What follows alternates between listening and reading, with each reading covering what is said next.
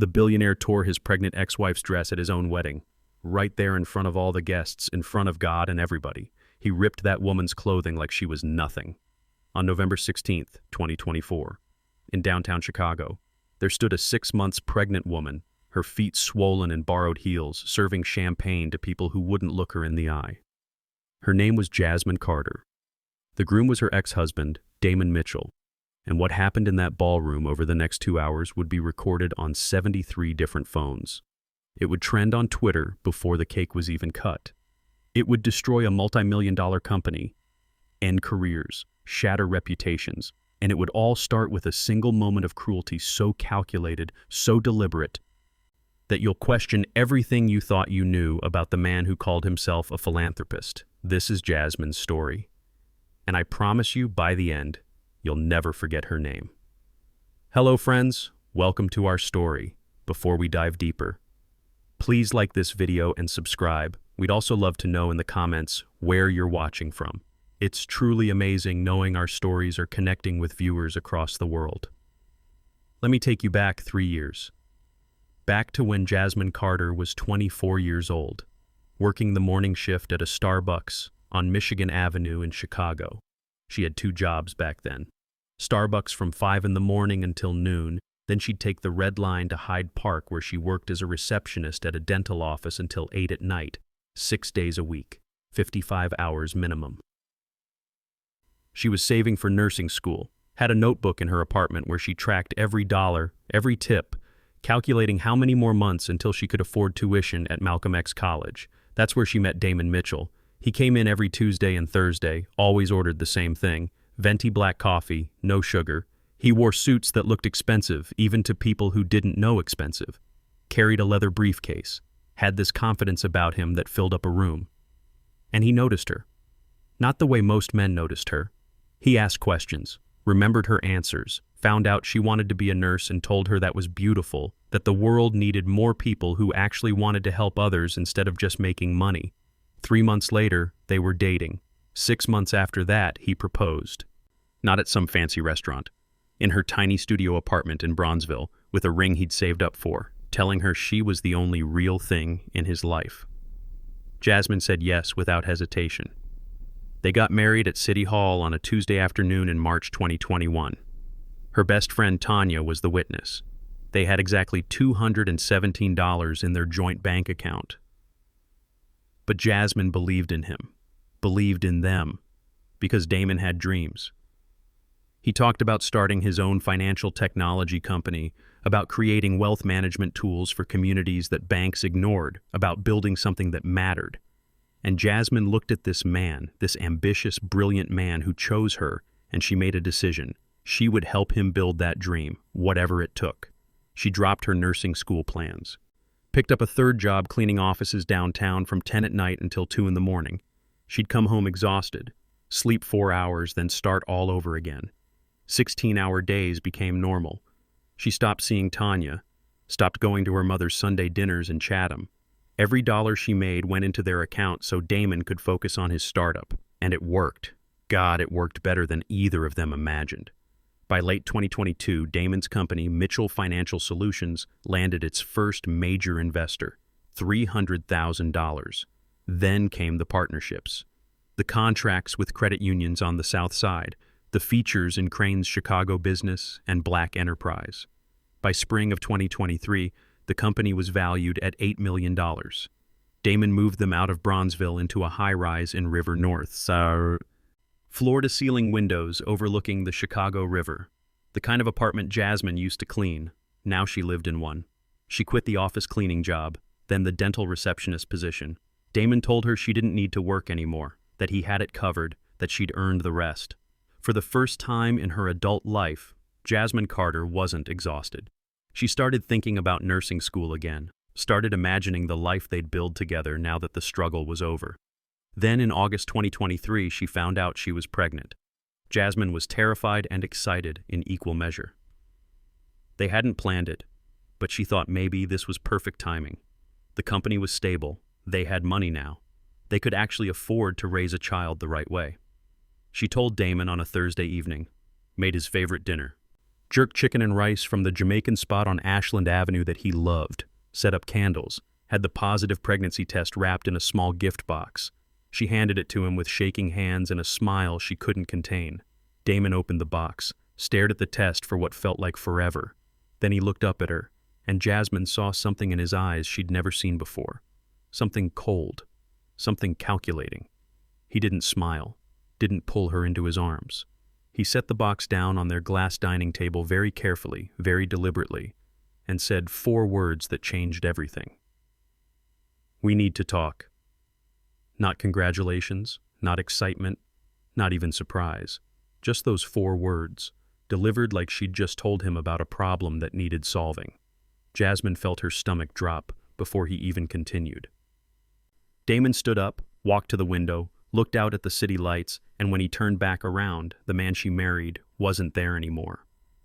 "I can't do this right now," he said. His voice was calm, controlled, like he was in a business meeting. "The company is at a critical stage. I'm meeting with venture capitalists next month. There's talk about expansion, about going national. My image matters right now, Jasmine. Everything matters." Jasmine couldn't process what she was hearing. She asked him what he meant, what any of that had to do with their baby. And that's when Damon Mitchell said the words that would echo in her head for months. "You're not the woman I need beside me anymore. You were perfect when I was nobody. But now I need someone who fits, someone polished, someone who looks right in rooms with investors and clients."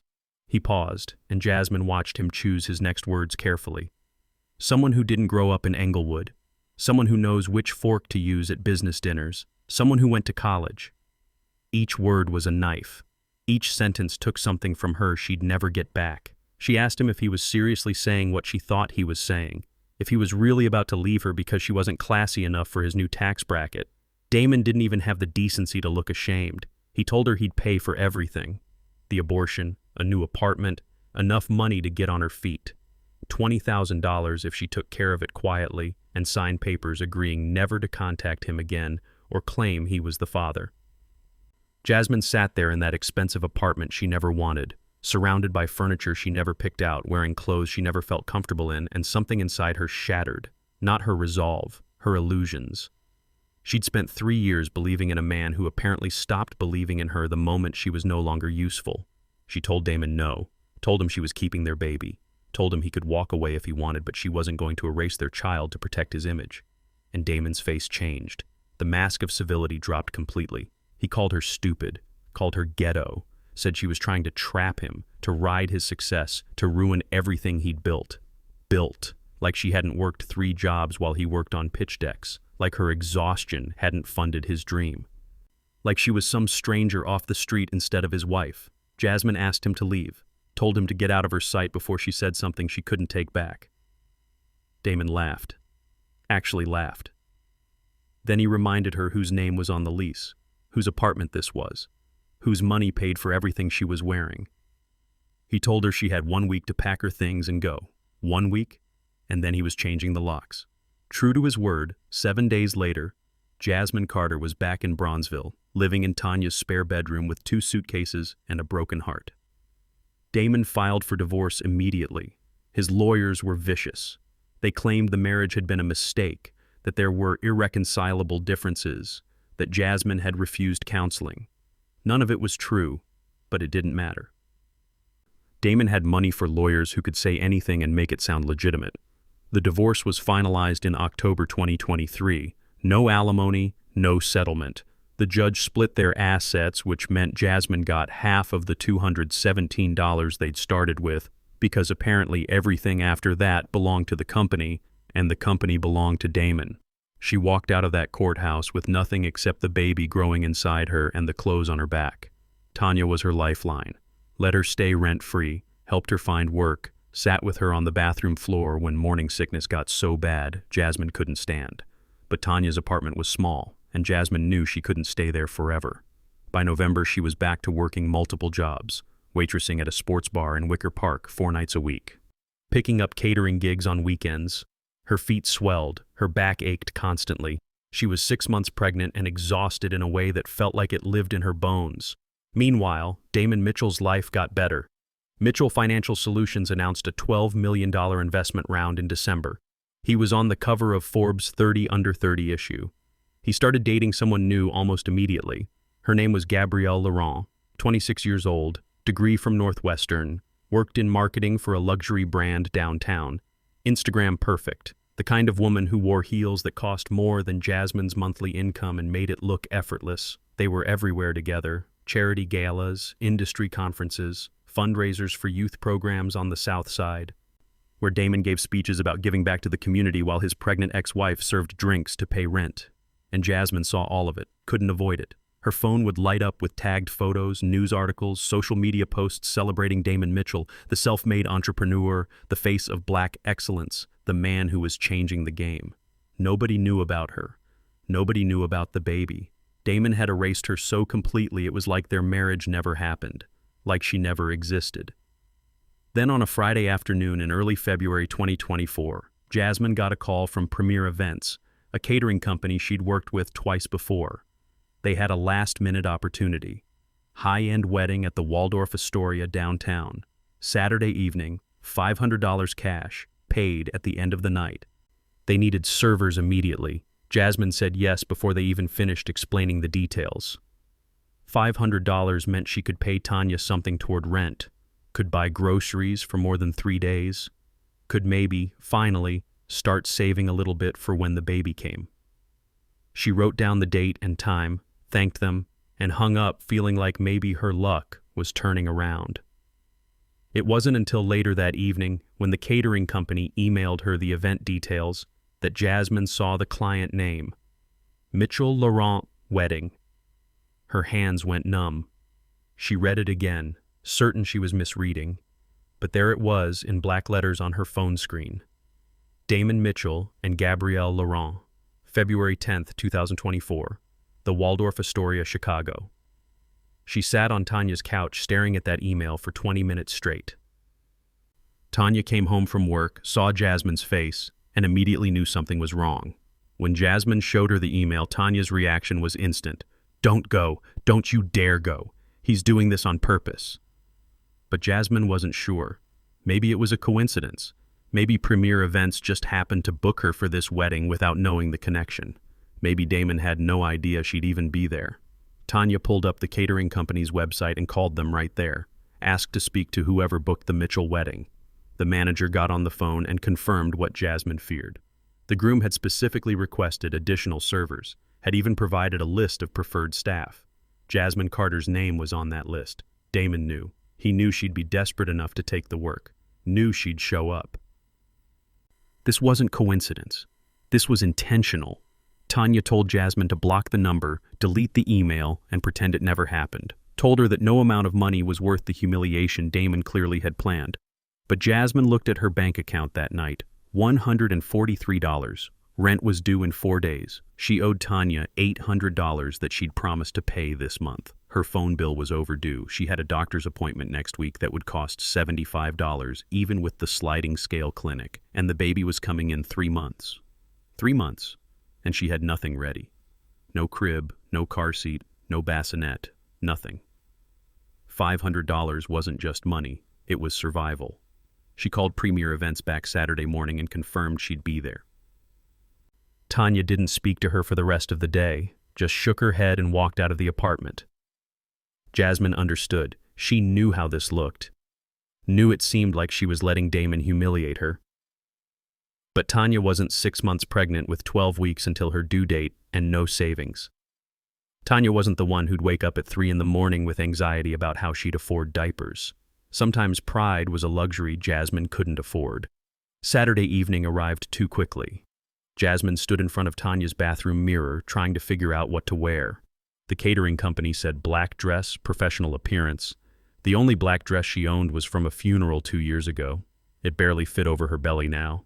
The fabric stretched tight. The zipper only went up 3/4 of the way. She covered the gap with a black cardigan that was too warm for the heated ballroom she'd be working in. Her shoes were old flats from Target that she'd worn so much the insoles were compressed flat. Looking at herself in that mirror, Jasmine felt the full weight of what the last 6 months had taken from her. She didn't recognize the woman staring back. The Waldorf Astoria sat on East Walton Street in the Gold Coast neighborhood, the kind of building Jasmine used to walk past and wonder what it was like inside. Now she was entering through the service entrance in the alley behind the building, following two other servers she didn't know through industrial hallways that smelled like cleaning solution and expensive food. The event coordinator met them in a prep room adjacent to the main ballroom. Her name was Monica. Clipboard in hand, stress written across her face. She ran through instructions quickly. Circulate with champagne trays during cocktail hour. Refill glasses during dinner. Stay invisible. Stay professional. Smile, but don't engage in conversation unless spoken to. Jasmine had done this enough times to know the routine. Be a ghost in black clothing. Make wealthy people feel attended to without actually having to acknowledge your existence. Monica handed out trays and positioned everyone at different entrances to the ballroom.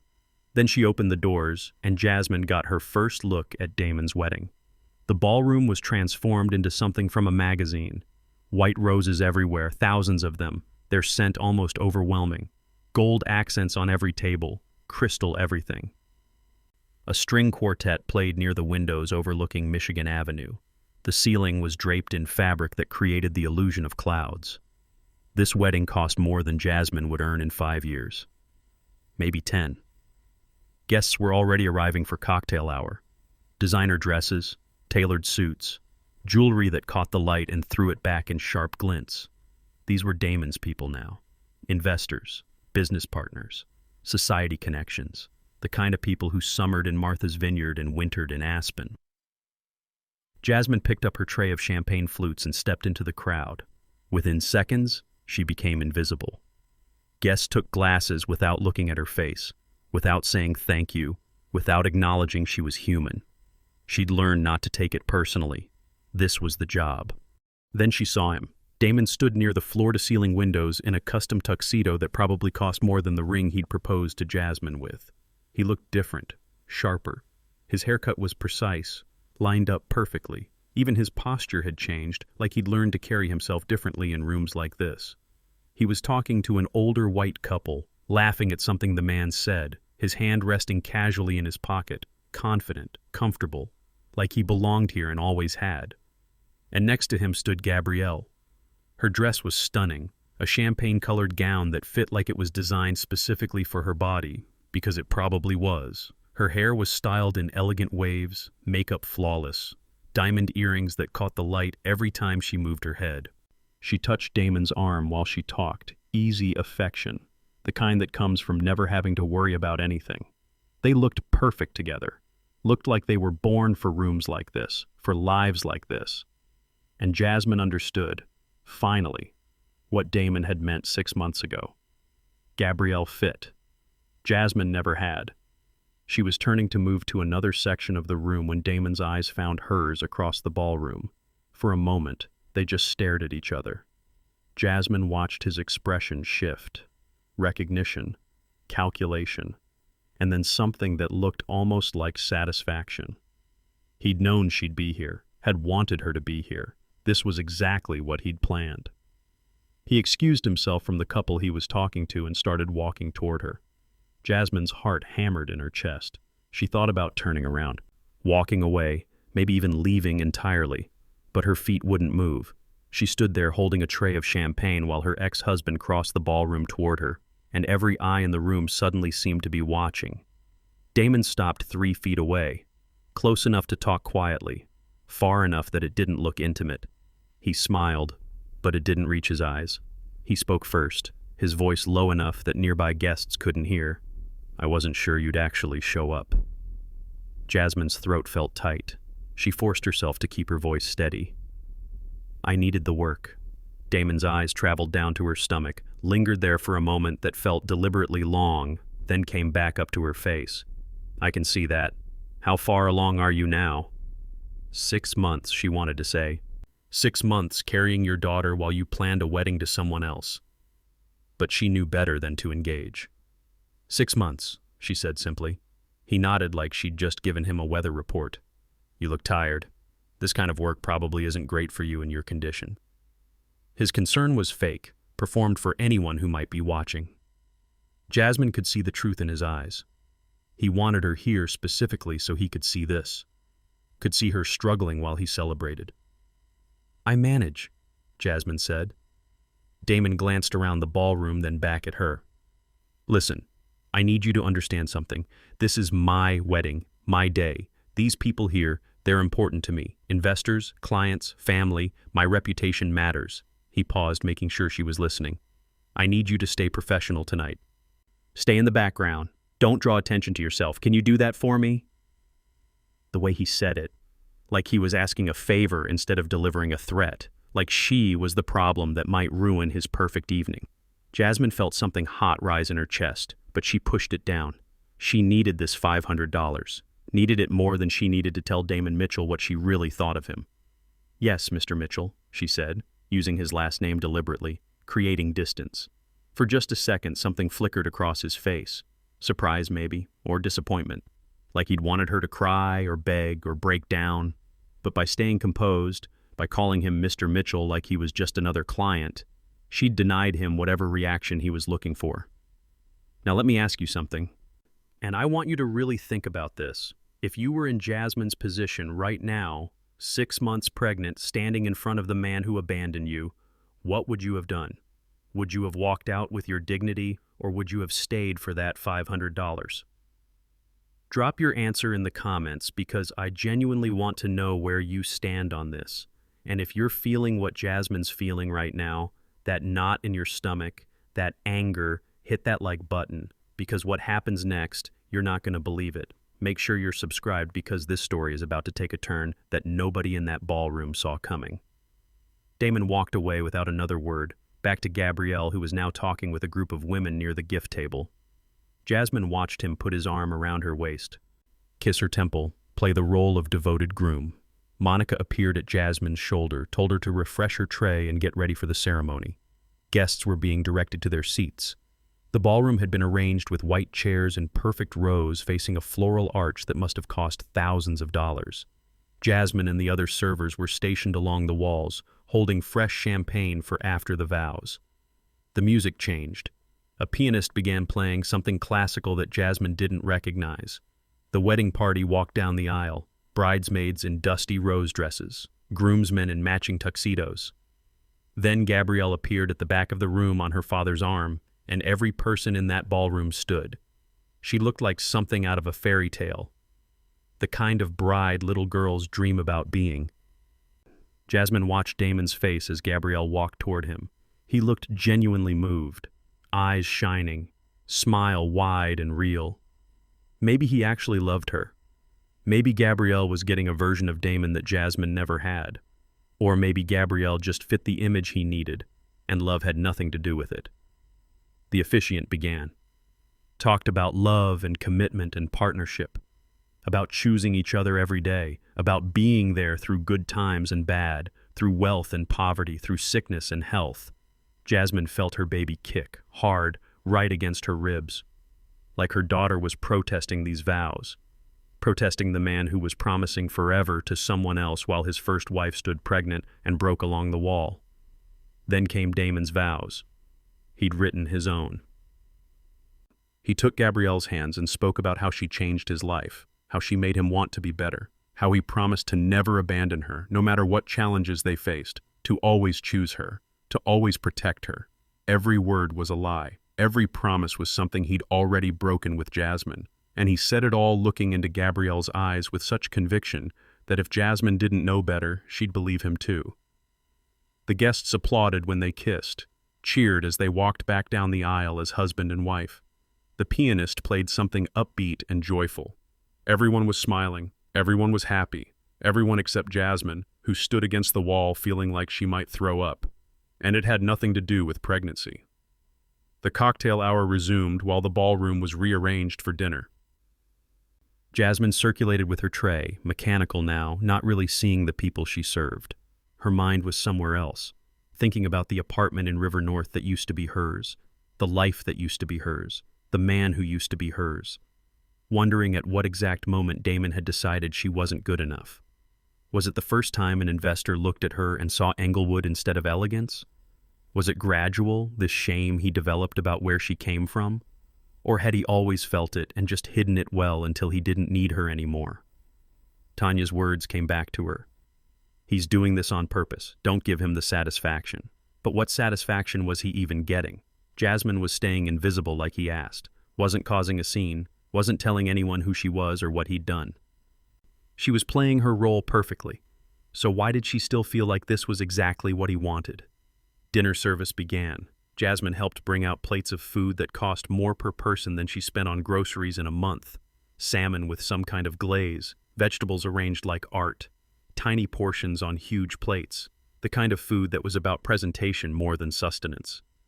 She refilled wine glasses, cleared plates, smiled when appropriate, became the ghost Monica had told her to be. Then the speeches started. The best man talked about how Damon was his inspiration, his brother, the hardest-working man he knew. Gabrielle's maid of honor cried while talking about true love and soulmates and destiny. Everyone raised their glasses. Everyone toasted. And then the wedding planner, a thin white woman named Patricia, who'd been barking orders all evening, stepped up to the microphone. Before we move on to the cake cutting, the groom has asked me to do something a little different tonight. Jasmine's stomach dropped. She didn't know why, but something in Patricia's tone made her skin prickle. Damon wanted to take a moment to recognize the incredible staff who've made this evening possible, the people who work so hard behind the scenes to create these special moments. Polite applause rippled through the room. Jasmine's hands went cold. So if all our servers could please come to the front of the room, Damon would like to say thank you properly. No, this wasn't normal. Jasmine had worked enough events to know that staff didn't get recognized like this, didn't get called to the front, didn't get put on display. Monica was gesturing urgently at all the servers to move forward. The other staff members were already walking toward the head table, smiling, clearly flattered by the attention. Jasmine's feet felt nailed to the floor, but Monica was staring at her, mouthing "now," and she couldn't refuse without making it obvious something was wrong. She started walking. Each step felt like moving through water. Her heart was hammering so hard she could hear it in her ears. The other 5 servers lined up near the head table, and Jasmine joined them, standing at the end, trying to make herself smaller. Damon stood up from his seat, picked up the microphone, smiled at the room. I just want to say thank you to these wonderful people who've served us tonight. They work incredibly hard, often for not enough pay, and they deserve recognition. More applause. Guests were smiling, nodding, appreciating this display of humility from the groom. Damon walked closer to where the servers stood. His eyes swept over them, then landed on Jasmine. Stayed there. Some people work these jobs because they're between opportunities. Some are students. Some are trying to build something better for themselves. He was looking directly at Jasmine now. And some people, well, they just don't know their place. The room went quiet. Guests shifted in their seats. The other servers glanced at each other, confused. Jasmine felt like the floor was tilting. "Come here," Damon said, gesturing to Jasmine specifically. She didn't move. Couldn't move. "Come on, don't be shy." His voice was light, friendly even, but his eyes were cold. Jasmine took one step forward. Then another. Her hands were shaking. She clasped them together, trying to hide it. Damon smiled at her. "What's your name?" He knew her name, knew everything about her, but he was going to make her say it in front of all these people. "Jasmine," she said quietly. "Jasmine. Beautiful name." He turned back to the crowd. "Jasmine here is 6 months pregnant and she's still out here working. That's dedication, right?" A few uncomfortable chuckles. People weren't sure where this was going. Neither was Jasmine, but every instinct was screaming danger. Then one of the other servers, a young guy Jasmine had barely spoken to all night, stumbled backward. His tray tilted. Water splashed across Jasmine's dress, soaking the front, the cold shocking against her skin. Gasps filled the ballroom. The server immediately started apologizing, looking genuinely horrified. But Jasmine saw Damon's face, saw the satisfaction there. This wasn't an accident. He'd planned this. "Oh no," Damon said, his voice dripping with fake concern. "What a mess. Here, let me help you." Before Jasmine could process what was happening, Damon reached forward and grabbed the front of her dress. Not to help, not to steady her. He grabbed the fabric at her chest and pulled hard, and the sound, the tearing, it filled the ballroom. Buttons popped off, scattering across the marble floor. The old fabric ripped straight down the front. Jasmine's cardigan fell open. Her dress gaped wide, exposing her pregnant belly completely, her bra, everything. The room erupted. Shouts, gasps, women covering their mouths. At least 30 people with their phones out, recording. Flashes exploding from every direction, and Jasmine just stood there frozen, one arm instinctively crossing over her chest, the other trying to hold the torn fabric together. She had never felt so exposed in her entire life, so humiliated, so destroyed. 300 people staring at her, phones pointed at her from every angle, and Damon right there, with a look on his face like he'd just won something. Jasmine's vision blurred, her ears were ringing. She needed to run, needed to get out of this room, out of this building, disappear completely. Her legs tensed, ready to flee. And then, her baby kicked. One solid, strong kick right where her hand rested on her belly. And suddenly Jasmine wasn't thinking about the cameras, or the staring, or the humiliation. She was thinking about her daughter, about what kind of mother she wanted to be, about whether she wanted to raise a girl who learned to run when men tried to break her, or a girl who learned to stand even when standing felt impossible.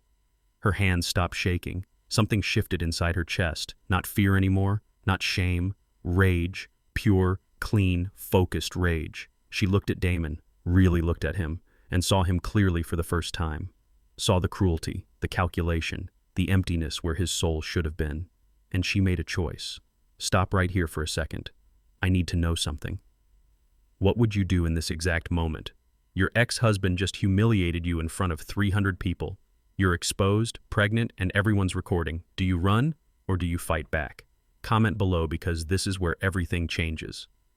And if your heart is racing right now, if you're feeling what Jasmine's feeling, smash that like button. Hit subscribe, turn on notifications, because what Jasmine does next is going to shock every single person in that ballroom. You need to see this.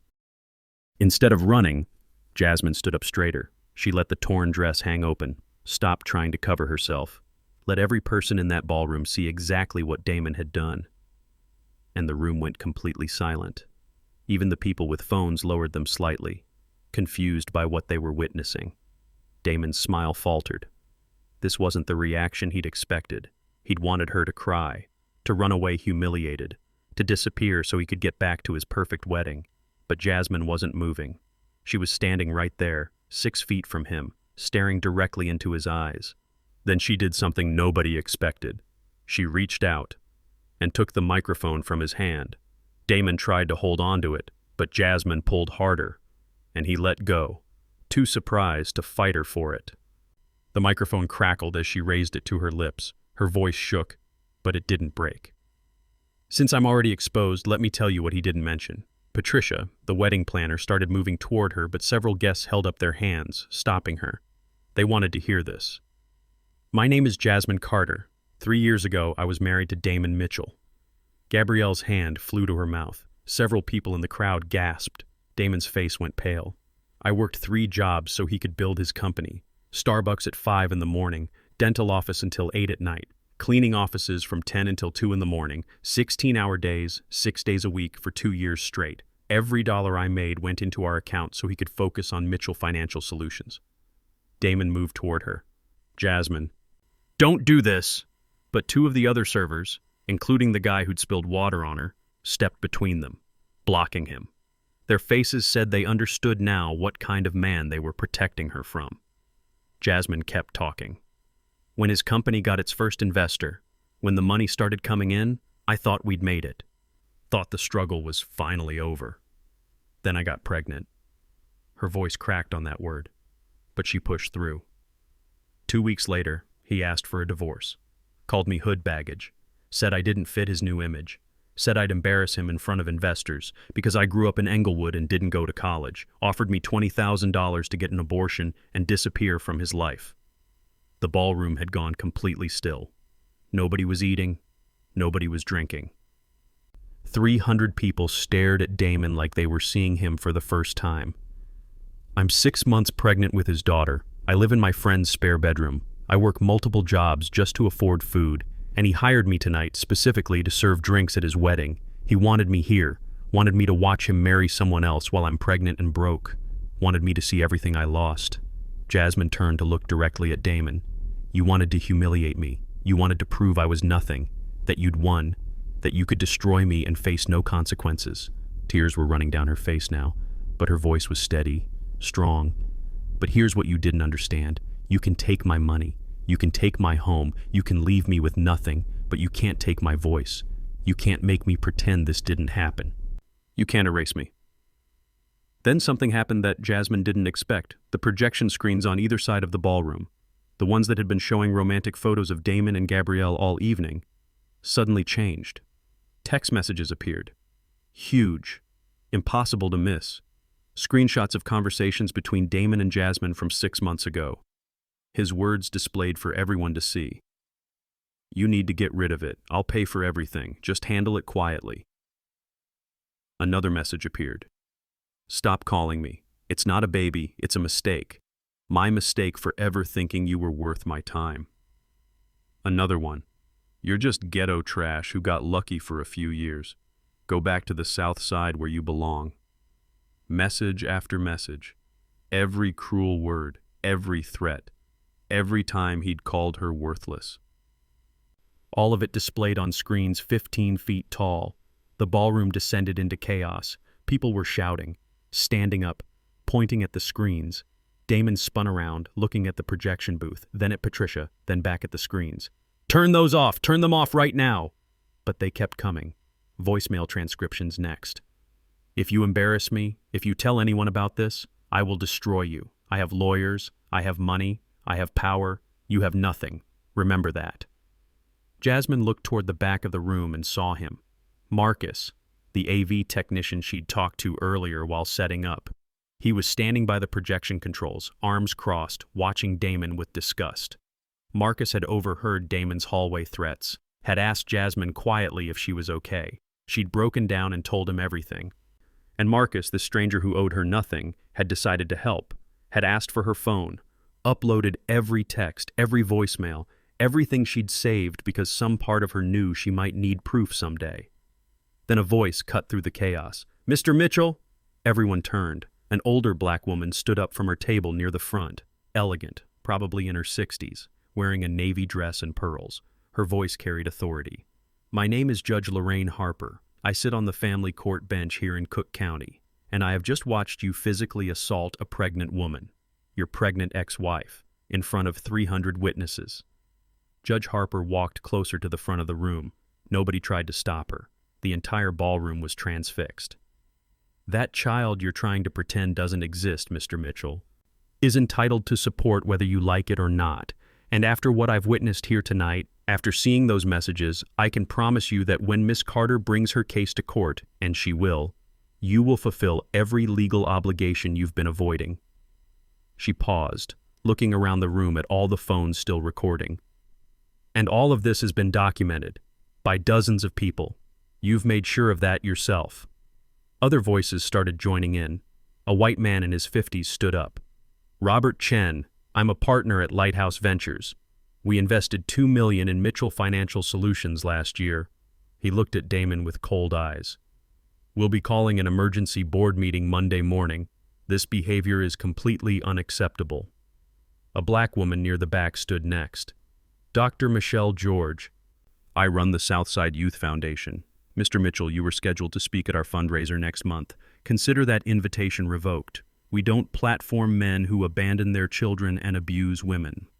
More people stood, more voices, an investor pulling funding, a board member demanding resignation, the CEO of a partner company terminating their contract. It was like watching a tower collapse in real time. Damon's whole world, his whole carefully constructed image, crumbling in minutes. And through it all, Damon just stood there, his tuxedo perfect, his wedding ruined, watching everything he'd built turn to ash. Gabrielle was crying now, her mascara running, her perfect makeup destroyed. She looked at Damon like she'd never seen him before, like she was finally understanding who she'd actually married. Then Gabrielle did something that made Jasmine's chest tighten. She walked across the ballroom, past Damon, who reached for her arm. She pulled away from him without a word. Gabrielle walked straight to Jasmine. Up close, Jasmine could see her hands shaking, could see the shock and horror in her eyes. For a moment, they just looked at each other. the woman Damon chose, and the woman he threw away. Then Gabrielle reached behind her neck and unclasped something. Her bridal cape. It was beautiful. Ivory silk with delicate lace edges, probably cost thousands of dollars. The kind of thing that gets preserved and passed down through generations. She lifted it off her shoulders and very gently draped it around Jasmine, covered her torn dress, covered her exposed belly, gave her back the dignity Damon had tried to steal. "I'm so sorry," Gabrielle whispered, her voice raw with genuine emotion. "I didn't know. I swear I didn't know any of this."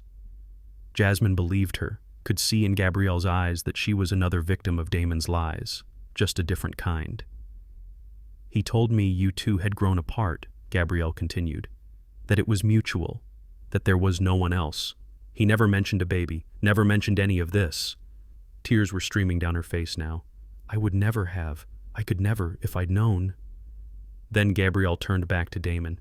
The entire ballroom watched as she walked to where he stood, still frozen, still trying to process how completely everything had fallen apart. She looked at him for a long moment, then reached down and pulled off her engagement ring. The massive diamond caught the light one final time. "I'd rather be alone for the rest of my life than spend one more minute married to you," Gabrielle said. Her voice wasn't angry, it was cold, final. She threw the ring at his feet. It bounced once on the marble floor and skittered under a table. Then Gabrielle walked back to Jasmine and held out her hand. Jasmine took it, and together, Jasmine wrapped in a bridal cape over her torn dress, Gabrielle still in her wedding gown, they walked toward the ballroom exit. The room erupted in applause. Not polite wedding applause, real applause. The kind that comes from witnessing something true, something brave. People stood as they passed. Women were crying, men were nodding with respect. Even some of the servers joined in clapping. Jasmine kept her head high, one hand holding Gabrielle's, the other resting on her belly where her daughter was. As they reached the doors, Jasmine looked back one time. Damon stood alone in the center of his destroyed wedding, his perfect tuxedo, his expensive venue, his 300 guests who now knew exactly who he was. He looked small somehow, diminished, like all the power he thought he had was just an illusion that shattered the moment someone refused to stay silent. Jasmine and Gabrielle walked out of the Waldorf Astoria into the February cold. Tanya was waiting outside. She'd come after all, unable to stay away.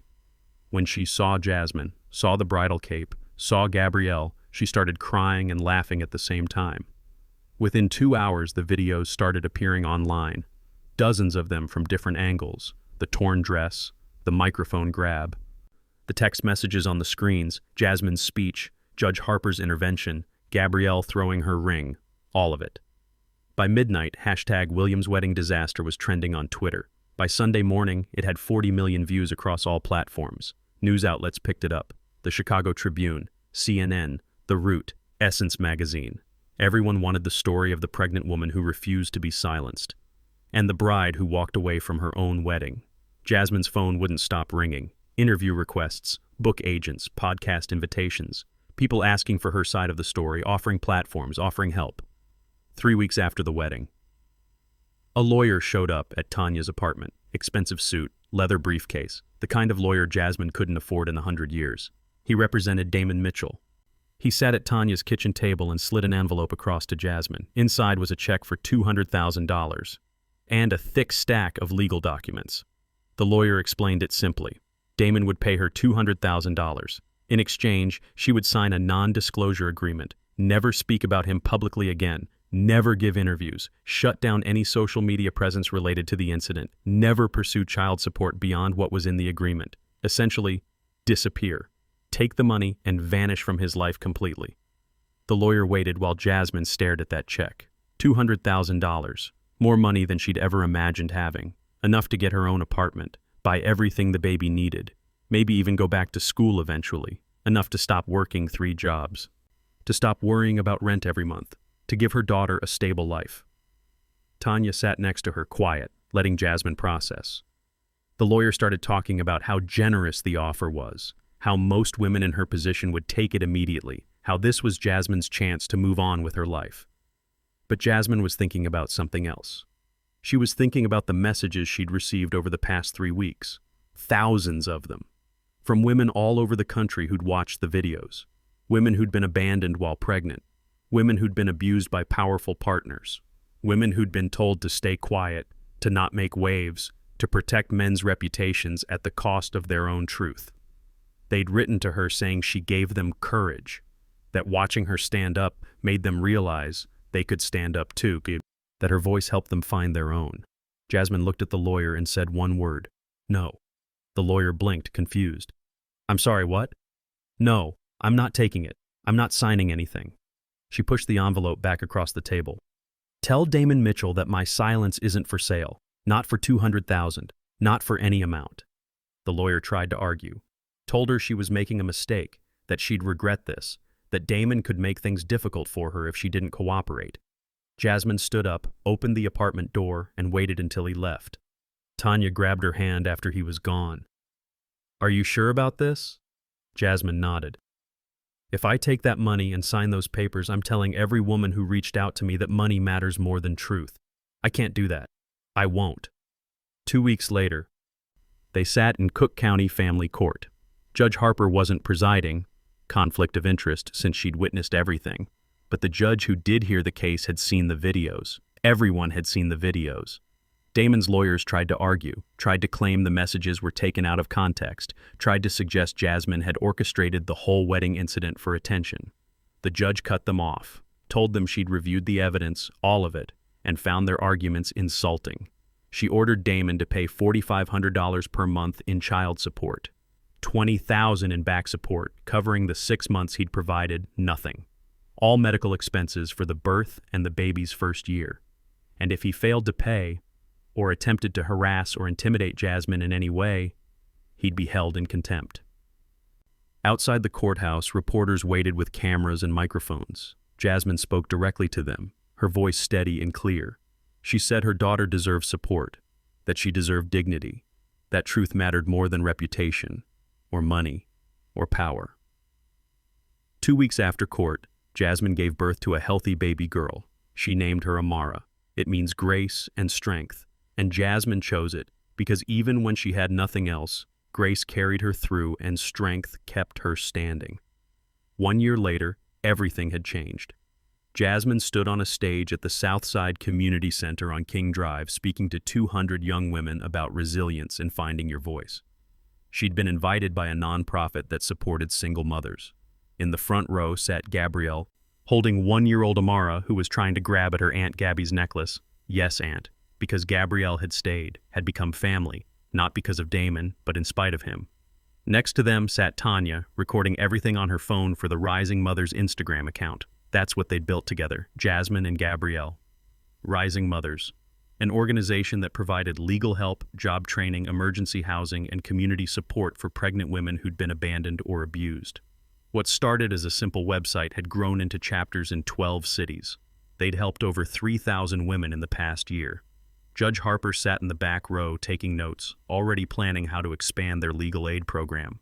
The child support came every month like clockwork. $4,500, never late, because Damon's lawyers made sure he understood what would happen if he missed a payment. But he never tried to see Amara, never sent a card or called or acknowledged her beyond the legal requirement, and Jasmine realized she was grateful for that. Her daughter didn't need a father who saw her as a burden. Amara had Tanya, who spoiled her constantly, had Gabrielle, who babysat twice a week, had Judge Harper, who'd become an unofficial grandmother, had Marcus, the AV tech, who'd helped expose the truth and now volunteered with Rising Mothers teaching young women about documentation and evidence. Meanwhile, Mitchell Financial Solutions never recovered from that night. The scandal had stained everything Damon touched. Investors pulled out, partners terminated contracts. The board forced him out of his own company 6 months after the wedding. Eventually, the company was absorbed by a competitor for a fraction of what it was once worth. Damon Mitchell, once celebrated as the face of black excellence in Chicago's tech scene, became a cautionary tale. A reminder that character matters more than charisma, that cruelty always catches up with you eventually, that you can't build an empire on the backs of people you've destroyed and expect it to stand forever.